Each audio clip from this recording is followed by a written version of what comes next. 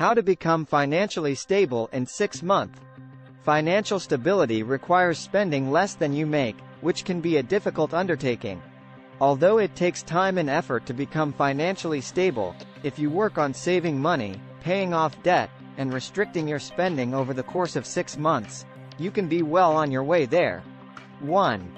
Establish a budget. The secret to creating a budget, according to CFP Trent Larson, is figuring out what you're actually spending your money on. To calculate your entire debt and add up all of your monthly bills can be frightening. But if your objective is to control your monthly spending in order to achieve financial stability, then making a realistic budget is a crucial first step. 2. Spend less on transportation. The annual cost of owning and operating a car is over $8,000, according to AAA. The cost of this amount includes gas, maintenance, automobile payments, and insurance. Utilize public transportation and sell your car to recoup some of this money. 3. Reduce your utility costs. On utilities, the typical household spends about $2,200 annually. This is used for heating and cooling. 4. To cut electricity bills, look for ways to make your home more energy efficient. Compact fluorescent light bulbs, CFL, or light-emitting diodes, LED, are more energy-efficient alternatives to incandescent bulbs. 4. Spend less on entertainment. Trent Larson, a CFP, emphasizes the significance of knowing the items that you can cut back on. Fortunately, cutting entertainment expenses is simple and won't have a negative effect on your way of life.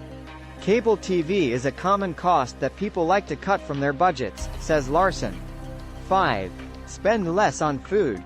Trent Larson, CFP, explains that going out to eat or drink every night of the week may not be possible. Create a food plan and prepare your meals at home with this in mind. You won't be able to order takeout for supper because of this. 6. Reduce your insurance expenses.